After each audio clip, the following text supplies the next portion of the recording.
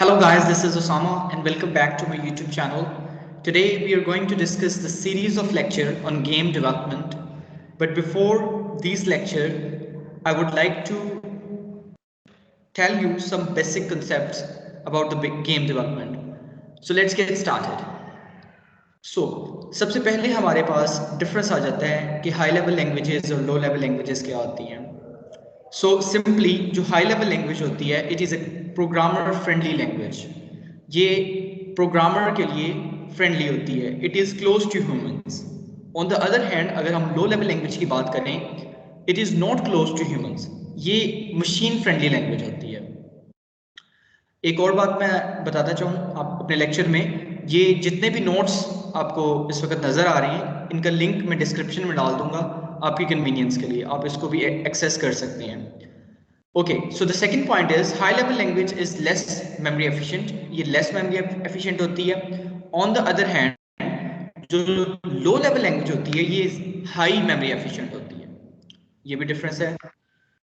So the third point is it is easy to understand. अब friendly है, human friendly है, तो इसको आसानी के साथ हम अंडरस्टैंड कर सकते हैं। But on the other hand जो लो लेवल लैंग्वेज है it is tough to understand, ये मुश्किल से अंडरस्टैंड होती है। Fourth point is high level language को हम आसानी से डीबग कर सकते हैं, इसमें से कोई भी मिस्टेक जो है, एरर जो है फाइंड आउट कर सकते हैं। But on the other hand जो आपके पास लो लेवल लैंग्वेज है it is complex to debug, ये मुश्किल से डीबग होती है।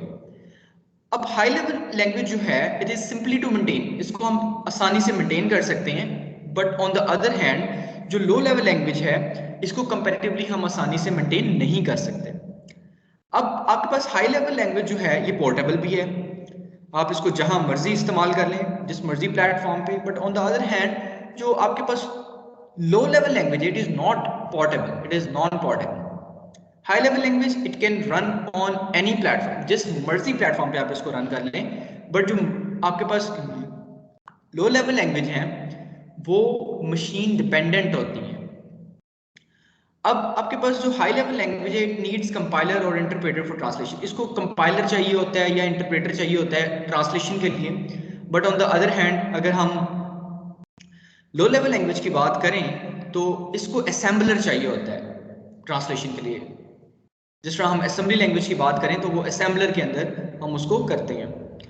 अब ये जो लैंग्वेज है जो मैं हाई लेवल लैंग्वेज की बात करूं तो ये वाइडली यूज होती है प्रोग्रामिंग लैंग्वेजेस में, और जो हाई लो लेवल लैंग्वेज है it is not commonly used nowadays. So that was all about high level and low level languages difference. So the next is what is the difference between structured programming languages and unstructured programming languages? So जो structured programming languages होती हैं it is basically a subset of procedural programs, मतलब ये एक subset है जिसमें हम maths के अंदर बात करते हैं कि बहुत एक सेट का सबसेट होता है, इसी तरह ये प्रोसीजरल प्रोग्राम्स का बेसिकली एक सबसेट होता है स्ट्रक्चर्ड जो प्रोग्रामिंग लैंग्वेज होती है, जिसमें एक पूरी सिमेट्री होती है, एक स्ट्रक्चर बना होता है। ऑन द अदर हैंड जो अनस्ट्रक्चर्ड होता है वो एक प्रोसीजरल, बेसिकली एक प्रोसीजरल प्रोग्राम होता है। अब जो स्ट्रक्चर्ड प्रोग्रामिंग लैंग्वेजेस है ना ये अलाउ करती हैं यूजर्स को, प्रोग्रामर्स को, कि सिंपली आप अपने कोड को या प्रोग्राम को डिवाइड कर लें छोटे छोटे यूनिट्स के अंदर, ये छोटे छोटे मॉड्यूल्स के अंदर, ताकि उसको आप एफिशिएंटली लिख सकें। But on the other hand जो अनस्ट्रक्चर्ड प्रोग्रामिंग लैंग्वेजेस हैं वो आपको ये अलाउ नहीं करती कि आप अपने कोड के छोटे छोटे पार्ट कर लें या उसको छोटे छोटे यूनिट्स में तकसीम कर लें। इंस्टेड ऑफ इट प्रोग्राम जो होता है वो पूरे एक सिंगल ब्लॉक के अंदर कंटिन्यूसली लिखना पड़ता है। अब स्ट्रक्चर्ड की बात मजीद करें तो इसको आसानी से फॉलो कर सकता है इंसान, क्योंकि ये सिमेट्री के साथ होता है, स्ट्रक्चर के साथ होता है। लेकिन अनस्ट्रक्चर्ड जो होता है उसमें हमें मुश्किल होती है उसको फॉलो करने में भी, और उसको याद करने में भी, उसको लर्न करने में भी। अब जो स्ट्रक्चर्ड है ना उसका एक ये एडवांटेज है कि वो कम्प्लेक्सिटी उसमें कम हो जाती है, वो आपको फैसिलिटेट करता है डीबगिंग में भी, और आपके प्रोग्रामर की प्रोडक्टिविटी को इंक्रीज करता है। किस तरह कि वो एक सिमेट्री के साथ लिखा होता है तो आप उसको आसानी के साथ रीड आउट कर सकते हैं, उसको समझ सकते हैं। ऑन द अदर हैंड जो आपके पास अनस्ट्रक्चर्ड प्रोग्राम होते हैं उसकी ये एडवांटेज होता है कि उसकी स्पीड अच्छी होती है, स्पीड जल्दी में वो कंपाइल हो जाता है। अब जो आपके पास स्ट्रक्चर्ड प्रोग्रामिंग लैंग्वेजेस होती हैं, फिफ्थ पॉइंट में the program do not allow the code duplication, इसमें कोड डुप्लीकेशन नहीं होती स्ट्रक्चर्ड में। अनस्ट्रक्चर्ड में वो कोड को अलाउ करता है कि डुप्लीकेट हो सकता है। अब स्ट्रक्चर्ड में हम गो टू जो स्टेटमेंट्स हैं उसको भी यूज नहीं कर सकते। गो टू स्टेटमेंट्स कौन सी होती हैं? जो कि आपके फ्लो को कंट्रोल करती हैं। फॉर एग्जांपल आपने गो टू स्टेटमेंट कहीं लगा दी है, तो वो जब गो टू पे पहुंचेगा दोबारा वो स्टार्टिंग में पहुंचेगा, फिर वो पूरा प्रोसीजर करेगा। जब गो टू की कमांड आएगी तो वो फिर दोबारा उसी गो टू पे पहुंचेगा। गो टू का मतलब ही ये होता है कि उस जगह पे जाओ और दोबारा कंपाइल हो, एग्जीक्यूट हो। अब इंस्टेड ऑफ इट ये जो होता है वो लूप्स को इस्तेमाल करता है। But on the other hand अगर हम अनस्ट्रक्चर्ड की बात करें तो वो गो टू को इस्तेमाल करता है अपनी फ्लो को, एग्जीक्यूशन फ्लो को कंट्रोल करने के लिए। अब अगर हम 7th पॉइंट में देखें स्ट्रक्चर्ड प्रोग्रामिंग लैंग्वेजेस की, तो वो कोड को प्रोड्यूस करता है, रीडेबल प्रोड्यूस करता है कि हम उसको अच्छे तरीके से पढ़ तो सकते हैं कम से कम। लेकिन ऑन द अदर हैंड जो अनस्ट्रक्चर्ड होता है उसको पढ़ना भी मुश्किल हो जाता है, वो हार्डली रीडेबल होता है। ठीक है, तो that was the main difference between structured and unstructured programming languages. अब हमारे पास जो नेक्स्ट कंसेप्ट आ जाता है, जो हम अपने गेम डेवलपमेंट में भी यूज करेंगे, that is first of all what is ऊप। ऊप क्या होती है? ऊप stands for object oriented programming. ये एक प्रोसीजरल प्रोग्रामिंग है, राइटिंग है, जिसके अंदर हम फंक्शंस को फॉलो करते हैं और अपने ऑपरेशंस परफॉर्म करते हैं कोई भी डाटा पे। अब ऑब्जेक्ट ओरिएंटेड प्रोग्रामिंग जो है वो सारी की सारी यही है कि हम ऑब्जेक्ट्स बनाते हैं और ऑब्जेक्ट्स के अंदर कोई ना कोई डाटा होता है या उसके फंक्शंस होते हैं।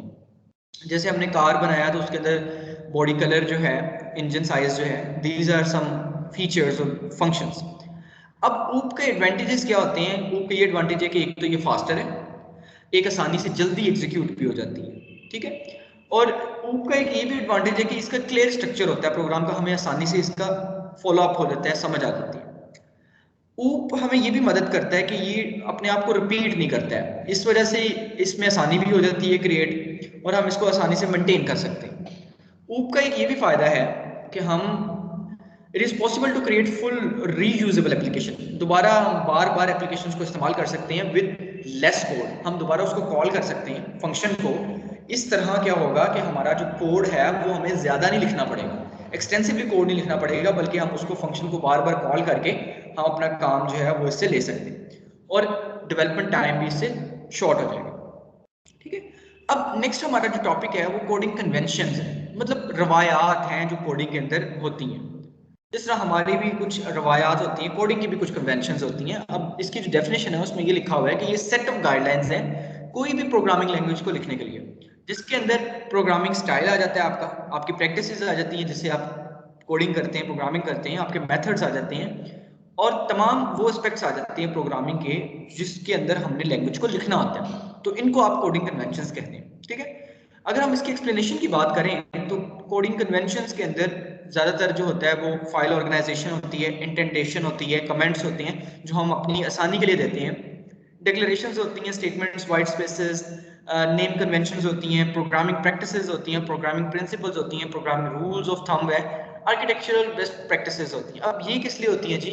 ये इसलिए होती हैं कि फॉर एग्जांपल एक पर्सन जो है वो किसी भी ऑर्गेनाइजेशन में काम कर रहा है, ठीक है, अगर फॉर सम इंस्टेंस वो छोड़ के चले जाता है, तो जब नेक्स्ट पर्सन आएगा, अगर कोडिंग कन्वेंशंस को इस्तेमाल नहीं किया गया होगा तो उसके लिए ये मुश्किल हो जाएगा कोड को समझना भी। हत्ता तक कि इंसान खुद कोड जब राइट करता है तो आफ्टर सम टाइम वो इस चीज को भूल जाता है कि मैंने क्या लॉजिक इंप्लीमेंट की थी। So the coding conventions is one of the most important and basic concept जिसके अंदर हमें अपने कोड को दोबारा आसानी से समझने में मदद मिलती है। अब इसकी इंपॉर्टेंस क्या है? अब 40 से 80% जो है, 40 to 80% जो है वो कोड को, सॉफ्टवेयर को मेंटेन करने में ही कॉस्ट लग जाती है किसी भी कंपनी की। कोडिंग कन्वेंशंस इसको रिड्यूस करती है। It improves readability of the software. आप सॉफ्टवेयर को आसानी से रीड कर सकते हैं। ये इंजीनियर्स को अलाउ करता है कि कोड को आप जल्दी से और अच्छे तरीके से थॉरली समझ सकते हैं। ठीक है, hardly any software is maintain for its whole life by single person. जैसे मैंने पहले बात की कि एक पर्सन जो है, ये मुश्किल ही होता है कि एक सॉफ्टवेयर को वो पूरी जिंदगी के लिए उसको मेंटेन करे, बल्कि कोई ना कोई न्यू पर्सन आता है जिसके लिए अगर कोडिंग कन्वेंशन इस्तेमाल किया हो तो आसानी हो जाती है। Last but not the least हम C++ लैंग्वेज की बात करेंगे जो गेम डेवलपमेंट के अंदर इस्तेमाल हम अपने मजीद नेक्स्ट लेक्चर्स में करेंगे।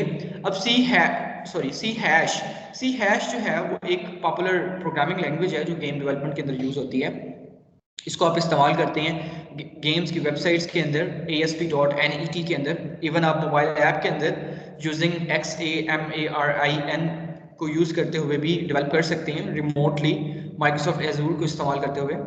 और आप इससे जो गेम डेवलपमेंट का प्रोसेस है वो पाइपलाइन ट्रांसफर जो है स्किल्स, इससे भी आप मुस्तफीद हो सकते हैं। So that was all about some of the basic concepts of the lecture for the game development. Inshallah, in the next lecture, we will thoroughly discuss about our slides of the game development. If you have any question or query, you may ask in the comment section below. And don't forget to like, comment, and subscribe my channel. Thank you so much.